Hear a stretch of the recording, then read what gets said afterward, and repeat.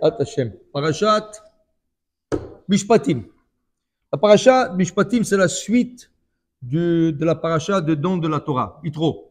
À Yitro, à la fin de la parasha d'Yitro, nous avons lu le 10 commandements, Moshe Rabbeinu qui monte sur le Sinaï, qui va emmener la Torah et qui va commencer à l'enseigner à Israël. Rashi rapporte dans un de passages de la Torah qu'après avoir reçu la Torah, on n'a pas quitté le Sinaï tout de suite. On est resté là-bas exactement 1 an moins 10 jours. Pourquoi? Parce qu'entre-temps, Moshe nous a enseigné tout ce qu'il a reçu. La manière que la Torah a été donnée, il y avait les 10 commandements, et Hachem a dicté à Moshe Rabbeinu la Torah de Bereshit jusqu'à Yitro, parashat d'Yitro. Il ne pouvait pas lui donner toute la Torah car les événements ne se sont pas passés encore. Il ne peut pas lui parler d'un Korach qui va se rebeller contre lui parce que le Korach ne s'est pas rebellé. Il ne peut pas parler de Pinhas qui a tué Zimri parce que ce n'est pas arrivé que la 40e année. Il ne peut pas parler de tous les événements. Donc, la Torah d'Irachi a été écrite de Bereshit. Hachem dit, tu sais, il y avait Bereshit, Bara Elohim, et ensuite il lui a enseigné tout ce que, il vaut mieux tard que jamais. Et ensuite, il lui a enseigné. Alors, il lui enseigne la Torah, il lui commence à lui donner l'histoire de la Torah, et ensuite, il enseigne à Moshe Rabbeinu des lois. Et ces lois-là, c'est Moshe Rabbeinu qui est en train, pendant 1 an et moins 10 jours, d'enseigner à Am Israël. Shalom Aleichem. Brouchim Abbaim. Tov. Maintenant,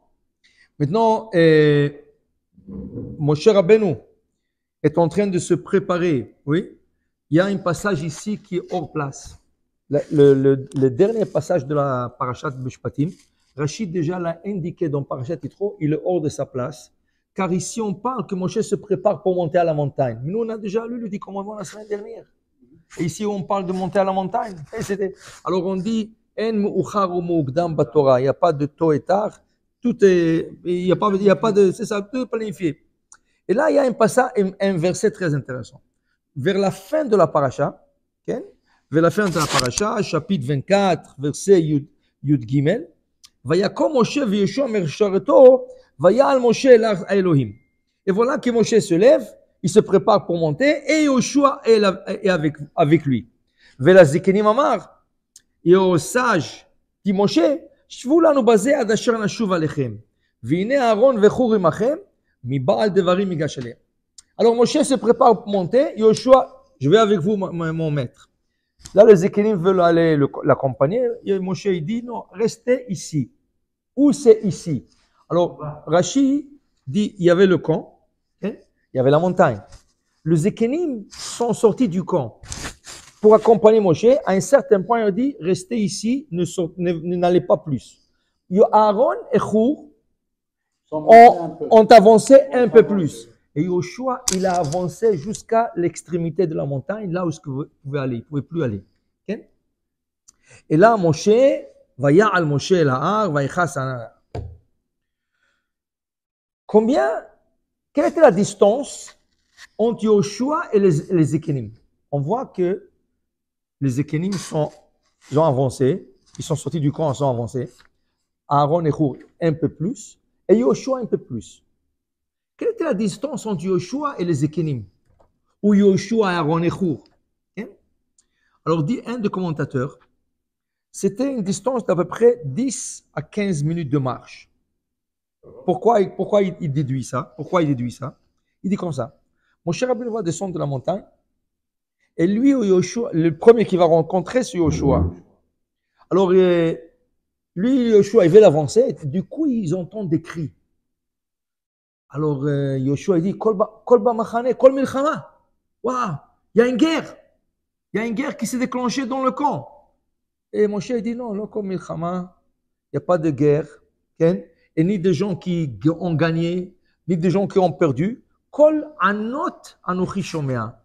Une voix qui fait dégoûter l'âme de ce que l'on entend. Non, lui, il n'a pas encore vu le veau d'or. Il dit, ces cris-là, ce n'est pas des beaux cris. Il y a quelque chose qui ne va pas là-bas. Okay? Dit le commentateur, alors, s'il était loin, Yoshua, comment il pouvait pas entendre le cri du camp? Alors il dit, il n'était pas plus loin que 10 minutes à peu près du camp pour pouvoir encore entendre le cri de 3 millions de personnes. À 10 minutes, tu peux encore entendre le cri de ces personnes-là. Okay? Et là, vient Rashi, et il commente. Rashi, il commente comme ça. Et Vayakom Moshe Yoshua, lo yada'ati, ma tivo shel Yoshua ka. Qu'est-ce qui cherche Yoshua plus que le Zékénim, plus qu'Aaron? Qu'est-ce que ça lui a donné d'être un peu plus avancé? Ça a donné quelque chose. Moshe Rabbeinu est monté pour 40 jours et 40 nuits. Il leur a dit, je descendrai à la fin de 40 jours. Qu'est-ce que ça te donne? Qu'est-ce que ça te donne d'être, on va dire, des dizaines de mètres plus proche? Ça donne rien. Quand Moshe va venir, il va parler à tout le monde. Okay? Il dit ici, Omer Ani, dit Rashi, il me semble, Shaya Talmid, Melave Larav, Ad Makom Akbalat Techomear. Alors il me semble que l'élève par excellence, Yoshua, qui est l'élève par excellence de Moshe Rabbeinu, il a accompagné son maître, okay? Il a accompagné son maître, Moshe Rabbeinu, jusqu'à la limite qu'il pouvait. Ça veut dire qu'il fait honneur à son maître. Il fait honneur à son maître, okay? Umisham, Vayal Moshe Levado el Elokim. Dit Rashi, il emmène une Gemara. Veyoshua natasha ma'olo venitakev sham 40 yom.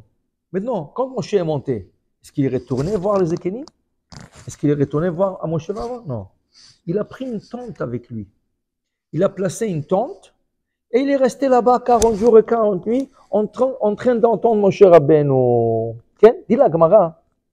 Hachem dit, oh Yoshua, pourquoi tu le fais? C'est quoi le inyan?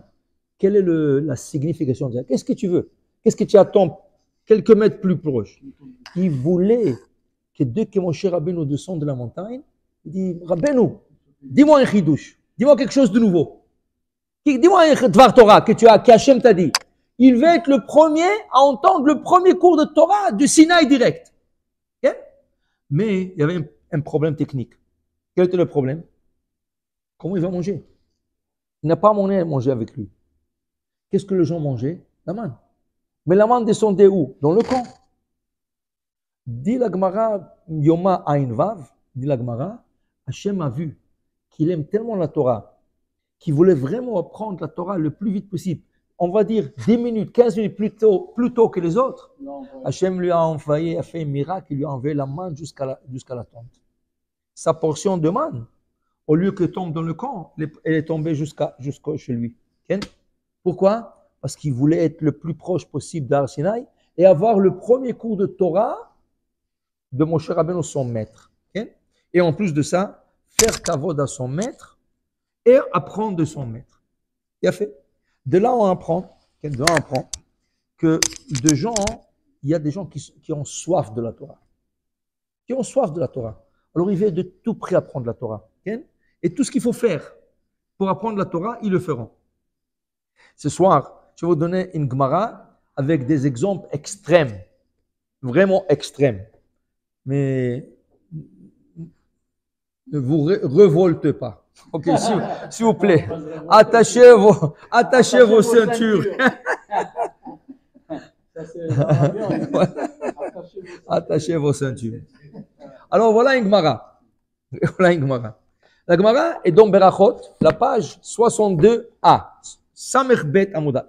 Tania, on apprend. Amar Rabbi Akiva, dit Rabbi Akiva. Pa'am achat nichnasti achre Rabbi Yoshua le Bet Akise. Une fois, j'ai suivi mon maître, Rabbi Yoshua, dans la salle de bain. Ve'lamadti meno shlosha dvarim. Et là-bas, j'ai appris de lui 3 choses. Dis-moi, tu n'as rien à faire? Fais-nous al kavod, fais-nous al tzniut. Tu suis ton maître dans la salle de bain. Il dit oui. Mais j'ai appris 3 choses. Qu'est-ce qu'il a appris? Lamadti she'en nifnim mimizrach u'ma'arav ela tzafon ve'damon. Tout d'abord, la position qui s'est soulagée. Il avait besoin d'aller pour soulager. La position qui soulageait, il s'est soulagé, Mizrach, nord-sud. Nord-sud et non pas est-ouest. Okay? Pourquoi? Pour ne pas donner le dos à Jérusalem. Alors déjà, j'ai appris une halakha, quand il a commencé à se déshabiller un peu, c'était nord-sud. J'ai appris déjà une halakha. Deuxième chose, Velamati, chez Ephraim Mehomed, quand il s'est enlevé un peu le pantalon, il était déjà presque assis. Alors, il n'était pas debout. Pourquoi? Pour être sniout, pour ne pas enlever pour ne pas être déjà nu debout. Et la troisième chose, j'ai appris, quand il s'est essuyé, il a fini, il s'est essuyé. En mekanchim beyamin et la bismol. On s'essuie avec la main gauche et non pas avec la main droite. Alors lui, il suit son maître dans la salle de bain, il le voit nu, il le voit comment il enlève le pantalon, comment il s'assoit, la position qu'il s'assoit, comment il se nettoie. Ah, Ribono Shalom, tu n'as rien à faire dans ta vie. Qu'est-ce que c'est ça? Vas-y. Alors, il lui a dit, quand il est venu, il a commencé à raconter à ses collègues dans le Beth Midrash. Vous savez, j'ai suivi le rabbi dans la salle de bain et voilà qu'est-ce que j'ai appris de lui. Amarlo Ben Azaï. Il y avait là-bas un chacham, Ben Azaï. Il était très... Dis-moi, tu n'as pas honte. Quel chutzpah. Qu'est-ce que tu as fait? Tu es fier de ça? Amarlo, il lui a dit, Torahi, velil modani tsarich. Moi, j'ai besoin de... Ça, c'est pas des questions qu'on peut poser. C'est pas une question que je peux poser. Je voulais voir qu'est-ce qu'il fait de la salle de bain pour le copier, c'est mon maître.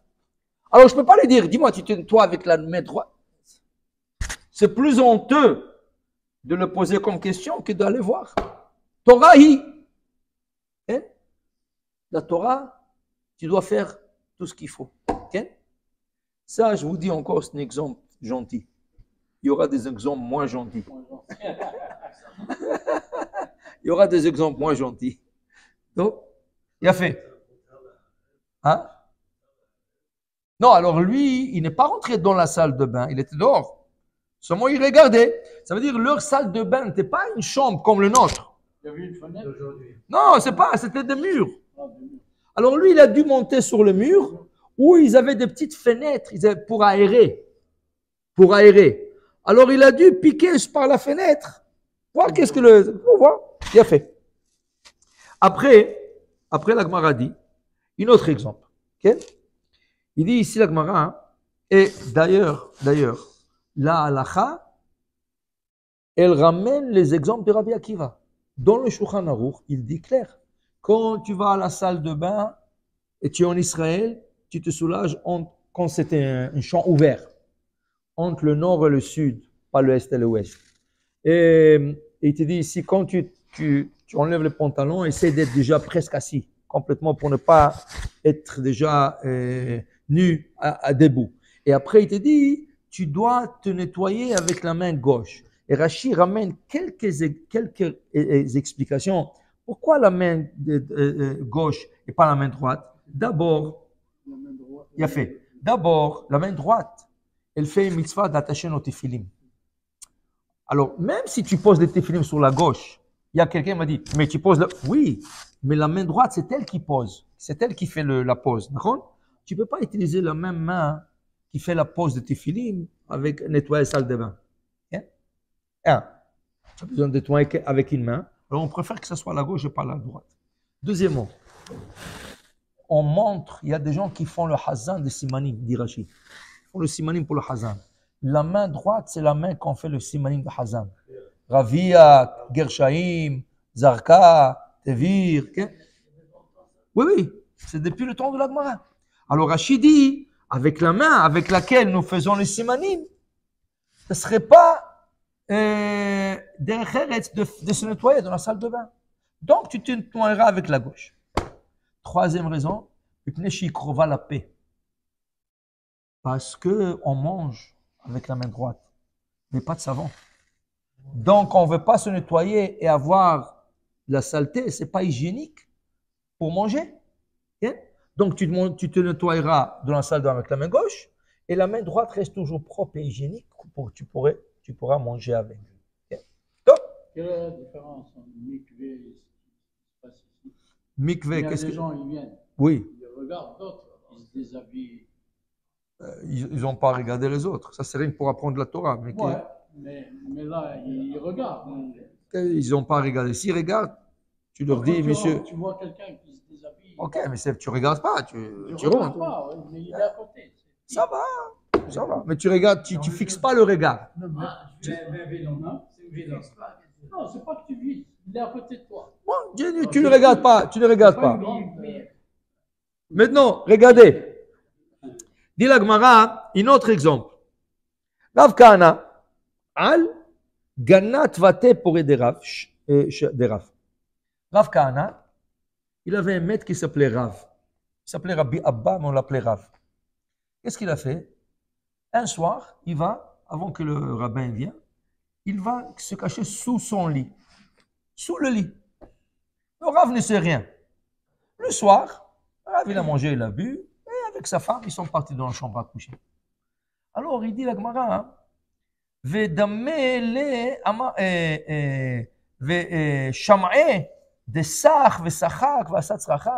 il entend de son rabbin parler d'amour avec sa femme, et il est en train de rigoler avec elle, ils étaient ensemble. Du coup, il a fait, je sais pas, alors lui, il a reconnu tout de suite la voix de son élève, Rav Kahana. Il lui a dit, Kahana, Acha, tu es là? Tu es fou? Qu'est-ce que tu fais là? Pok, sors d'ici. Alors il lui répond, regardez ce qu'il lui répond. Il lui dit, Rabbeinu, Torah il veut le mot dans tzarich. Ouais.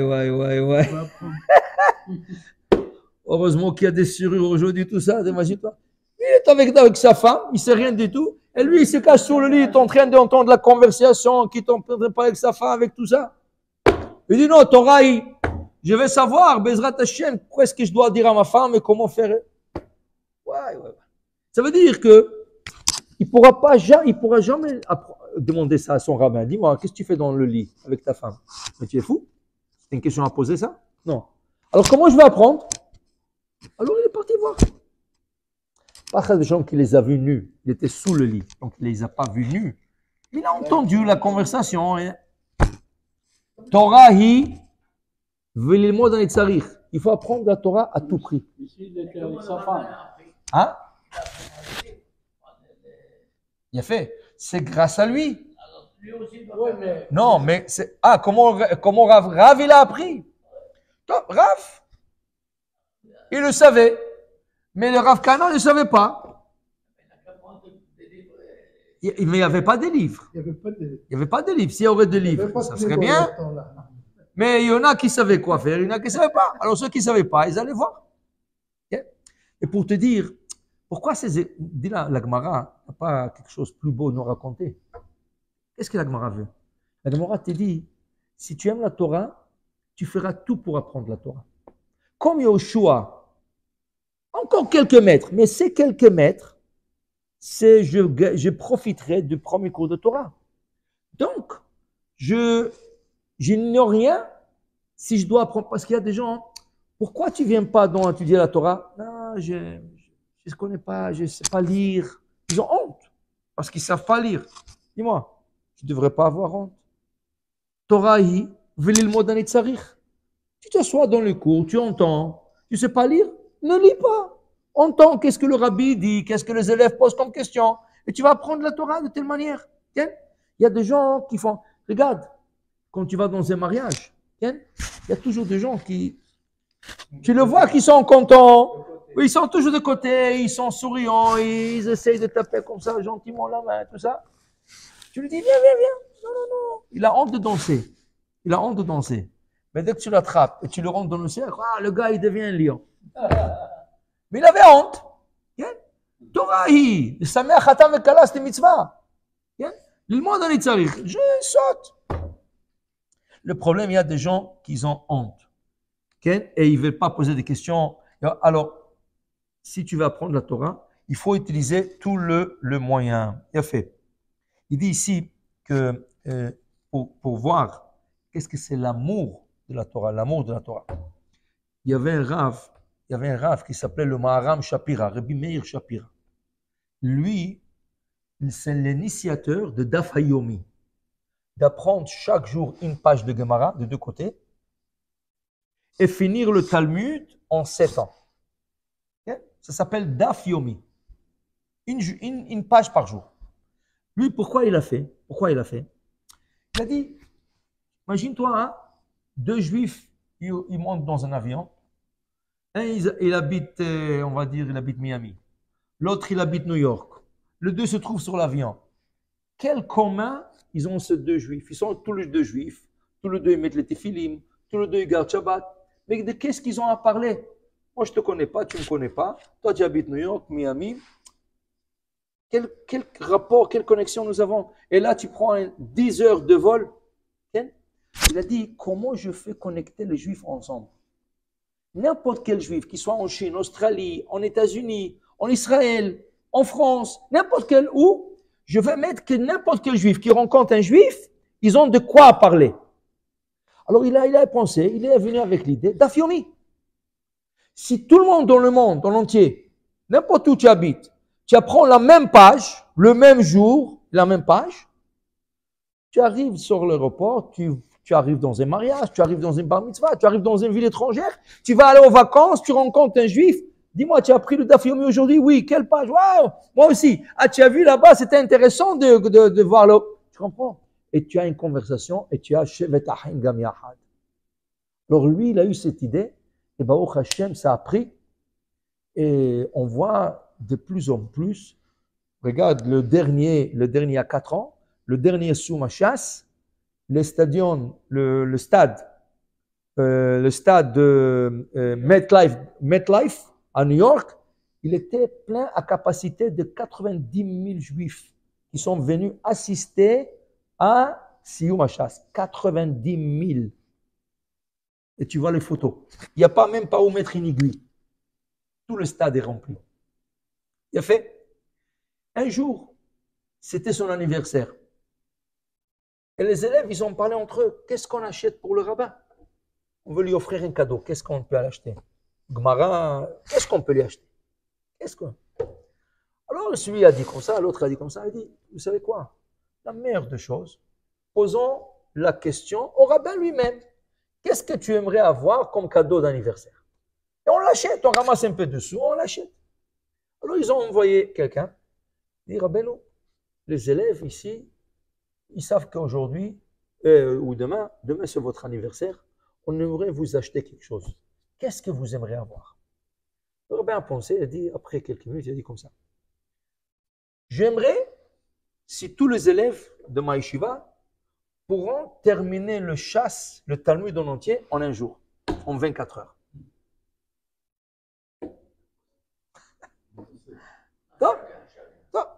Alors, qu'est-ce que l'élève a dit? Ok, je transmets le message. Il a transmis, ce n'est pas 2, 3 élèves. Il y avait là-bas 500 élèves, choses comme ça. Il a transmis le message. Alors les élèves ont dit, si c'est ça le cadeau de Rabbeinu, on lui offre le cadeau. Ils sont venus dire, Rabbeinu, on t'offre le cadeau. Tout de suite, ils ont commencé à diviser les pages. Ils ont pris tout le Talmud. Okay? Tout le Talmud. Il y a 63 livres. Il y a des livres à 30 pages. Il y a le plus long, c'est à 76 pages. Okay? Alors, ils ont commencé à diviser entre les pages et le Gemarot. Et ils ont dit, on a 24 heures pour le finir. Pour que ce soit le cadeau de notre maître. Okay? Ils ont commencé à... Chacun il a pris. Celui-là a pris toute une Gemara, il a pris la moitié de la Gemara. Et là, il restait Baba Batra. Baba Batra, c'est la plus longue. 176 pages. Alors, il y avait là-bas un élève qui s'appelait Rav Yosef Boim. Il a dit, moi, je prends sur moi 176 pages en 24 heures. C'était le Gaon de la Jiva. Ils se sont divisés le page, le livre et tout ça, et tout le monde commençait à étudier. Ils ne bougeaient pas, ni pour aller manger, ni pour aller boire, rien. Sauf la cavotte, salle de bain, c'est tout. Ils étudiaient. Et la montre, tac. Celui-là est fini, celui-là est presque. Ils sont restés à peu près 15 minutes avant la fin de la journée. Et ils ont dit, Rabbeinu, on a presque fini, mais fait non, Yosef Boim. Celui qui apprend la plus grande, il a disparu, lui. S'il n'a pas fini la Talmud, qu'est-ce qu'on va faire? Ils l'ont cherché de toute la Yeshiva, ils l'ont trouvé dans sa chambre. Ils sont arrivés dans sa chambre. Benou, Yosef, Makome. Il dit, laissez-moi, j'ai 15 minutes pour finir 10 pages. Et il les a finis avant Shkia, avant la couche de soleil. Alors, ils ont fini le chasse en entier en 24 heures entre les élèves. Ça pour montrer l'amour du rabbin. Il aurait dit, j'aimerais avoir une chaise confortable. J'aimerais avoir, je sais pas, le Talmud, les livres de Talmud. Il pouvait avoir mille et une choses. Pour lui, la plus chère chose qu'il y a au monde, c'est le Talmud. Que les élèves ont fini le Talmud pour lui. Il a eu ça comme cadeau. Il a eu ça de ses élèves. L'amour de la Torah. L'amour pour la Torah. Aussi, il y a une Gemara qui dit comme ça, qui dit qu'Abaye, il était rabbin en Babylone. Un jour, il a entendu qu'il y avait un rabbin qui est venu d'Israël, Rav Avira. Et Rav Avira, il était l'élève de Rabbi Yochanan. Et Abaye voulait entendre un chidouche de Rabbi Yochanan. Alors, il a envoyé un message à Rav Avira, qui est arrivé à Babylone. Il a dit, s'il te plaît, viens chez moi, je vais entendre quelques paroles de Rabbi Yochanan, ton maître. L'autre, il lui a dit comme message, je ne viens pas, je ne peux pas venir. Qu'est-ce qu'il fait Abaye? Il est parti le voir. L'autre, il était dans le grenier. Alors Abaye, il dit, s'il te plaît, descends pour m'apprendre. Alors il dit, je ne peux pas descendre. Je ne vais pas descendre. Mais non, pourquoi Abaye lui dit ça? Parce que c'est difficile pour lui de monter sur le grenier. Qu'est-ce qu'il fait Abaye? Il monte sur le grenier. Il lui dit, dis-moi maintenant le Hidush de Rabbi Yochanan. Il lui a dit.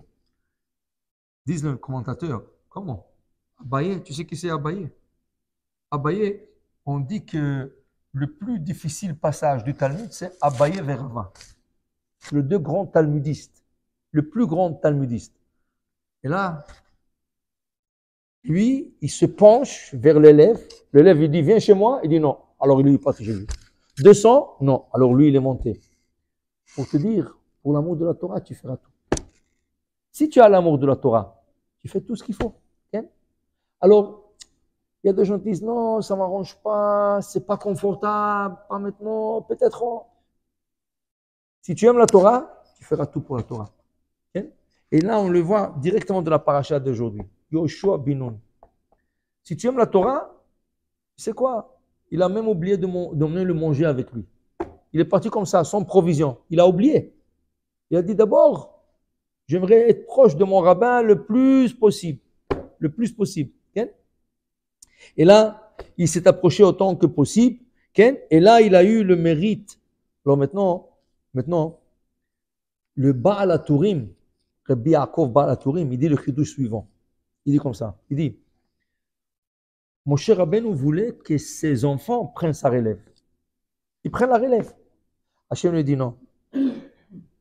Celui qui était à côté de toi, toujours, celui qui va prendre la relève. Yoshua était là, toujours en train d'arranger le banc, d'arranger les livres, de remettre le banc en place, de remettre les livres en place. Lui qui était toujours de côté de toi, c'est lui qui va prendre la relève. Et la Torah le décrit en disant, Lo yamish mitocha oel. Yoshua, il n'a jamais bougé de la tente de Moshe Rabbeinu, de la Torah, de la voix. Baal HaTurim, c'était un commentaire spécial. Rabbi Yaakov Baal HaTurim, c'est un commentateur spécial aussi. Qu'est-ce qu'il fait lui? Avant, lui, il a vécu il y a 950 ans, peut-être 1000 ans. Il n'y avait pas encore d'ordinateur. Qu'est-ce qu'il a fait lui? Chaque fois qu'il a trouvé un mot de la Torah, il allait chercher combien de fois ce mot se trouve dans toute la Torah, pas dans le Chumash, pas dans le Pentateuch, dans toute la Torah, dans les écrits, dans les prophètes, dans toute la Torah, sans ordinateur, sans rien. Rien comme ça. Alors il est écrit, ce mot se trouve 2 fois, 3 fois dans la Torah, et il le souligne. Où? Non, c'est pas la fin du commentaire. Qu'est-ce qu'il faisait après? Après, il écrivait quel est le lien entre le 3 ou 4 fois ou le 2 fois que ça se trouve dans la Torah. Pourquoi dans ce passage? Pourquoi ça se trouve ici, ici, ici? Quel est le lien de nos 3 places ou le 2 places ou les 4 places de fois? Alors, il faisait un rapport entre les endroits où c'est trouvé. Ça, il l'a fait apparemment dans une nuit, dans un mariage. Il est parti un soir dans un mariage. Il était déjà, il n'avait rien à faire déjà, il voit. Alors il dit, je ne peux pas partir chez moi. Il s'est assis dans un coin avec un papier. Il a commencé à commenter toute la Torah.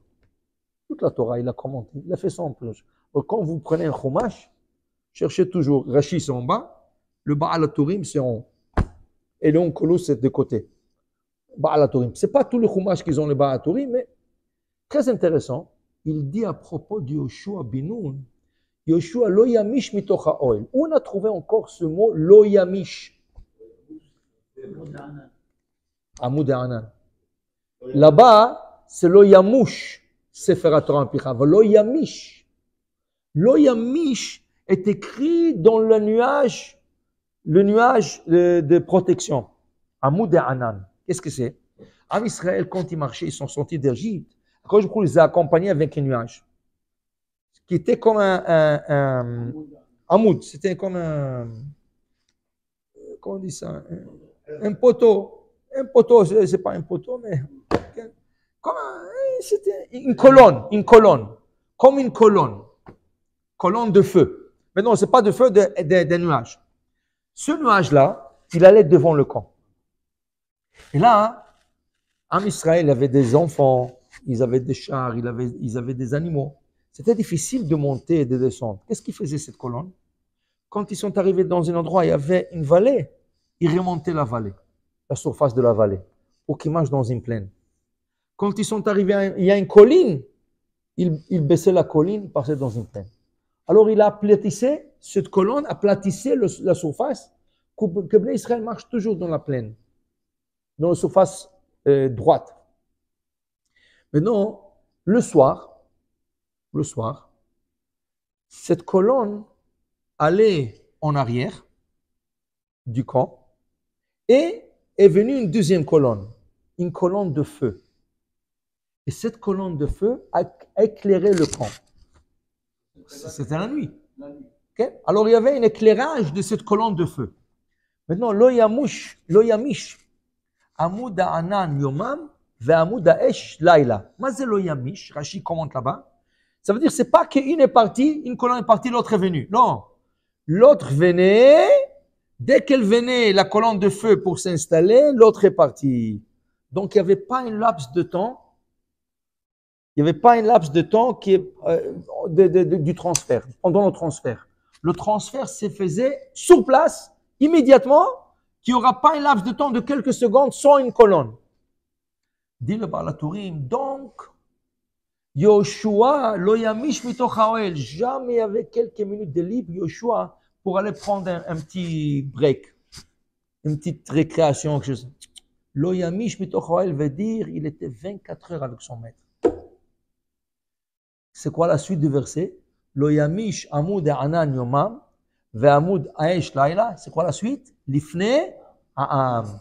Grâce qu'il était toujours avec Moshe, il a été zoché l'ifnei ha'am. Il a été zoché de marcher devant le peuple. C'est lui qui a pris la relève de marcher devant le peuple d'Israël et d'enseigner le peuple d'Israël et de diriger le peuple d'Israël vers Israël. Pourquoi? Lo yamish. L'amour de la Torah qui avait Yoshua. Et le Midrash dit Yoshua lo chachamaya. Il n'était pas smart, il n'était pas sage. Hachem lui a donné la chokhma. Pourquoi? Yoshua, tu aimes la Torah? Vraiment, tu aimes la Torah? Je vais te donner la chokhma de la Torah. Alors, des fois, il y a des gens qui te disent, mais moi, je ne suis pas chacham, moi, je suis déjà vieux, moi, je ne peux pas apprendre le Talmud maintenant. Quoi, tu veux maintenant à mon âge? Je commence à apprendre le Talmud? Oui, monsieur. Tu peux apprendre le Talmud à n'importe quel âge. Okay? N'importe quel âge, tu peux apprendre le Talmud. Hier, j'étais dans un siyum, non, pas un siyum, un début, à la yeshiva, un début de Talmud, d'apprendre le Talmud. C'était grade 5, mon fils est donc grade 5. Alors, hier, ils ont commencé à apprendre le Talmud. C'est la première fois. Alors, ils ont fait une petite, et ils ont tous les parents, les grands-parents. Okay? Alors, il y avait un rabbin là-bas qui parlait. Il a dit, Il a dit une fois le Rav Shach. Rav Shach, c'était le maître des yeshivot à son époque, avant le Rav Steinman, juste avant le Rav Steinman, tout ça. Le Rav Shach, il avait un ami, et un jour, ils ont rencontré cet ami de la yeshiva de Rav Shach. Il a dit, dis-moi, quand tu étais avec Rav Shach, comment il était à la yeshiva, lui? Est-ce qu'il vraiment il apprenait? Est-ce qu'il était chacham? Il dit, je vais vous raconter une chose. Là où on apprenait la Torah, on était en Russie. Il faisait très froid. Il y avait des soirs, tu pouvais mourir de froid. Carrément mourir de froid. Il n'y avait pas de chauffage. Il n'y avait pas de chauffage à cette époque. Alors, comment tu chauffais? Tu chauffais par du bois. Okay? Mais le bois coûtait cher. Alors, des fois, la yeshiva n'avait pas d'argent pour chauffer la yeshiva. Il gardait l'argent pour donner à manger aux bachorim. Okay? Rav Shach, il avait une chemise pendant 15 ans. Et quand la chemise commençait à déjà se salir, il fallait, dans le froid, il enlevait la chemise, il lavait la chemise. Le temps que ça sèche, avec le froid, ça a pris du temps. Le pauvre, il tremblait de froid, mais il ne bougeait pas du lit. Un jour, cet ami raconte sur lui, il dit, il s'appelait Rabbi Eliezer Manshach. Il lui a dit, Eliezer, dis-moi, si Eliyahu vient maintenant, Eliyahu Hanavi vient maintenant, qu'est-ce que tu aurais demandé à Eliyahu Hanavi? Alors il lui a répondu, le Rav Shach, dis-moi toi, qu'est-ce que tu aurais demandé à Eliyahu Hanavi? Et moi je te dirai qu'est-ce que. Alors l'autre lui a dit, si Eliyahu Hanavi vient maintenant, je lui dis, Nahoubas, donne-nous un peu de chauffage ici. Et donne-nous un peu à manger, quelque chose à manger. Qu'est-ce qu'on mange? On mange rien du tout. Alors un peu à manger, un peu de chauffage. Okay? Ou donne-moi une couverture. Et toi, Eliezer, qu'est-ce que tu veux de Eliyahu Hanavi? Et dis-moi, si Eliyahu Hanavi vient maintenant, chaque matin on dit, Va'er enenu betoratecha. Ouvre nos yeux pour comprendre la Torah. Il dit, Alvaï qui vient maintenant, j'ai un passage difficile que je suis en train de dire, je n'arrive pas à le comprendre. Ah, s'il vient maintenant, Alvaï qui me l'explique. Alors, ce bonhomme, il a dit, regardez qu'est-ce qui est devenu de lui, qu'est-ce qui est devenu de moi. Lui, il avait déjà 92 ans. Il a dit, bon, Hachem, il manquait de rien, il avait des enfants, des petits-enfants, il allait chaque jour à la synagogue, mais pas quelque chose d'extra. Ni Yodi, pas shoot. Il dit, regarde qu'est-ce qui est devenu de lui. Rosh Kol Bnei Israël, c'est le Rosh Yeshiva de tout Am Israël, de tout le monde. Okay? Pourquoi? L'amour de la Torah qu'il avait ce Rav. Dans le froid, il apprenait, et s'il y a, on a vu, venez. Il a dit, donne-moi rien qu'à comprendre la Torah, c'est tout. Ni je ne vais pas, ni chauffage, ni manger, rien. Rien que moi, donne-moi un peu de chokhmah d'apprendre la Torah. Ça, c'est l'amour de la Torah. On devrait avoir, ken vetem belibenu, l'ovdecha bemet, l'ahava ou l'ira et shemecha. Alors ça, on est en train de lire la semaine dernière les 10 commandements. Cette semaine, Moshe Rabbeinu, à la fin de la paracha, qui est en train de se préparer, de monter à la montagne, il faut demander à Kosh Baruch Hu, donne-nous cette chokhmah d'aimer la Torah, d'apprendre la Torah, d'avoir ce goût de la Torah. Il y a des gens qui veulent apprendre la Torah, mais ils disent, je ne comprends rien, je ne comprends pas. Alors, qu'est-ce qu'il faut faire? Il faut toujours, dans le cours, toujours, qu'est-ce que je fais avec les élèves? Je les actualise le cours. Ça veut dire que, par exemple, tu parles, un taureau qui a encorné quelqu'un, qui a encorné une vache. De quoi tu vas parler aujourd'hui? Qui c'est? Tu as un taureau, tu as une vache. Alors tu lui dis une voiture qui a frappé une autre.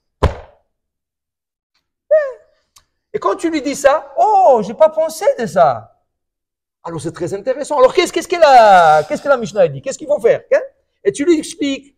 Et là, ça devient, il faut mettre la Torah, comme on dit, live, vivante. Il faut faire vivre la Torah. Et pour attirer tu attires la Torah. Il y a tellement de choses. La Torah ne changera jamais. Seulement, la Torah, il faut l'actualiser. Et c'est ça les livres d'Halakha. C'est quoi le livre d'Halakha? Le livre d'Halakha, ils essaient de prendre un livre qui existe déjà 3500 ans, qui s'appelle le Shulchan Aruch, qui s'appelle le Talmud. Ils essaient de prendre un livre qui s'appelle le Shulchan Aruch, qui existe depuis 500 ans. Mais il y a 3500 ans et 500 ans, il n'existait pas tout ce que nous avons aujourd'hui. Donc, on a besoin d'actualiser le Shulchan Aruch et le mettre en pratique. Est-ce qu'il y avait la plata de Shabbat au temps du Shulchan Aruch? Il n'y avait pas la plata de Shabbat. Est-ce qu'il y avait le four mode Shabbat au temps du Shulchan Aruch? Il n'y avait pas le four mode Shabbat. Comment on chauffait la challah Shabbat? Et comment on faisait?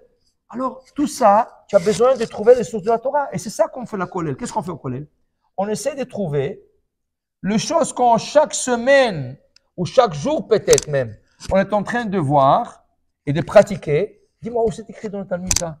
Et là, c'est le plaisir. Tu reçois tellement ta tu dis, mon cher Rabbeinu, on n'a pas parlé exactement de ça, mais c'est exactement de quoi il parlait. Ça, c'est l'amour de la Torah. Tout ce qu'on demande, Bezat Hashem, chez Hashem, Iten Ahavat Torah. L'amour de la Torah, apprendre la Torah et comprendre la Torah. Amen, Amen.